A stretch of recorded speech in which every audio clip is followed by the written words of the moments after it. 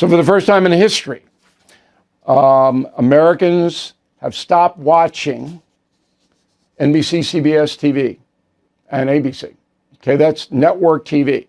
Their viewing level has fallen below 20%. Unheard of. And it's because they're boring and they're far left. That's the two reasons.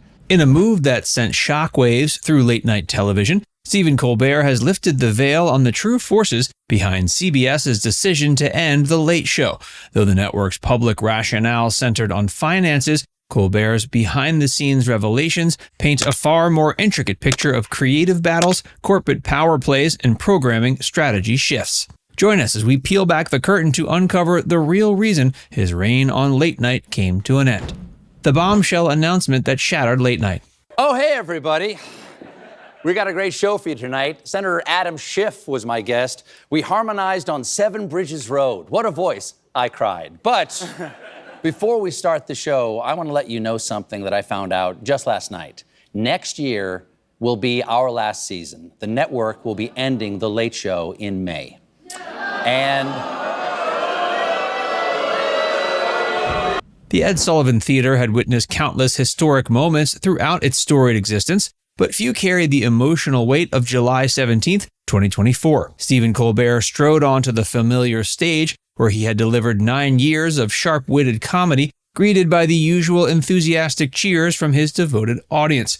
But the atmosphere quickly shifted from celebration to stunned disbelief as he delivered news that would reverberate throughout the industry. Colbert revealed that CBS had informed him just the night before that his contract would not be renewed beyond May 2026, effectively ending The Late Show with Stephen Colbert after what would become a decade-long run. The announcement hit like a thunderbolt, not just for the live audience, whose boos filled the theater, but for millions of viewers who had made his program the most-watched late-night show for 9 consecutive seasons.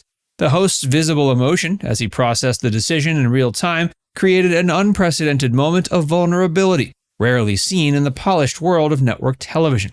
What made the announcement particularly jarring was its timing. Colbert had recently returned from summer hiatus, sporting a playful mustache, joking with characteristic wit that CBS executives might be more concerned with his appearance than his comedic content. The light-hearted banter now seemed prophetic, as if he had sensed the corporate tension brewing behind the scenes. Industry insiders noted that cancellations of this magnitude typically involve months of negotiations and public speculation. Yet Colbert's dismissal appeared to catch even seasoned entertainment reporters off guard. The immediate aftermath saw an outpouring of support from fellow comedians, entertainment figures, and loyal viewers who struggled to comprehend how television's most successful late-night host could suddenly find himself without a platform. Social media erupted with theories and speculation as fans refused to accept that a show averaging 2.4 million viewers per episode could simply vanish due to financial concerns. The seeds of a larger conspiracy began taking root in the public consciousness, particularly as observers noted the peculiar timing of recent corporate developments at Paramount Global. Behind the scenes, industry sources revealed tensions had been building for months between Colbert's creative team and network executives over the direction of the show. Disagreements about content, format changes, and creative control had reportedly created a toxic atmosphere that made contract renewal negotiations increasingly difficult. The sudden announcement suggested these behind-the-scenes conflicts had reached a breaking point that neither side could overcome. The corporate narrative crumbles under scrutiny. CBS executives moved swiftly to control the narrative, issuing carefully crafted statements that attributed the decision to, quote, purely financial considerations against a challenging backdrop in late-night television. Network spokespeople painted a picture of an industry in decline, citing rising production costs, fragmented audiences, and the substantial investments required to maintain a daily broadcast complete with full staff, live orchestra, and celebrity guests. They emphasized the decision had nothing to do with Colbert's performance or popularity, instead framing it as an unfortunate but necessary business decision. The financial argument carried surface-level credibility. Late-night television has indeed faced mounting pressures as streaming services fragment traditional viewing patterns and advertising revenue struggles to keep pace with production expenses. Industry analysts confirmed that maintaining a show of The Late Show's caliber requires significant investment, from the salaries of writers and performers to the elaborate set pieces and musical performances that define the format. CBS executives pointed to internal projections showing the program operating at a loss, with traditional revenue streams unable to offset the show's hefty budget. But this explanation quickly drew skepticism from entertainment industry veterans and media analysts who noted several glaring inconsistencies. Despite the alleged financial strain, The Late Show continued to dominate its time slot, leading all late-night programs among the coveted 18 to 49 demographic that advertisers prize most highly. The show's consistent ratings success made it an anomaly in a television landscape where viewership for most programs had declined precipitously. Critics questioned how a top-rated program with established brand recognition and advertiser loyalty could suddenly become financially unviable. And industry insiders revealed other late-night shows with comparable budgets and lower ratings continued to receive network support and contract renewals. The Tonight Show, starring Jimmy Fallon, Saturday Night Live, and various cable competitors all operated under similar cost structures while maintaining their positions on network schedules. Perhaps most damaging to the official narrative was the revelation that Paramount Global's parent company had recently made significant financial commitments to other programming initiatives, including expensive scripted dramas and reality competitions that lacked The Late Show's proven track record of success. The creative control battle.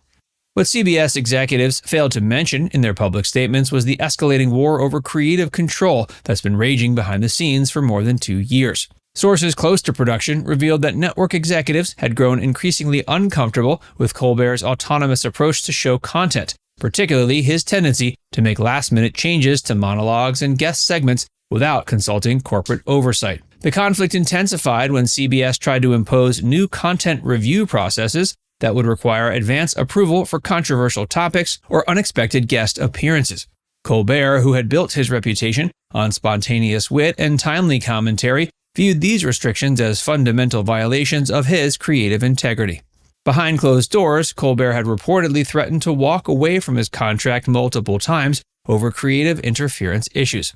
His production company had been exploring options for greater independence, including potential deals with streaming platforms that promised fewer content restrictions.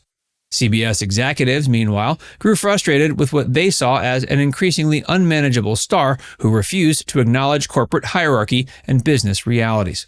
The breaking point came during contract renewal negotiations when Colbert's representatives demanded unprecedented creative autonomy clauses that would essentially eliminate network oversight of show content. Internal documents later revealed that CBS had been secretly developing contingency plans for replacing Colbert as early as 2023. Colbert's unfiltered response. This is all just going away. And I do want to say that the folks at CBS have been great partners. I'm so grateful to the Tiffany Network for giving me this chair and this beautiful theater to call home. And of course, I'm grateful to you, the audience, who have joined us.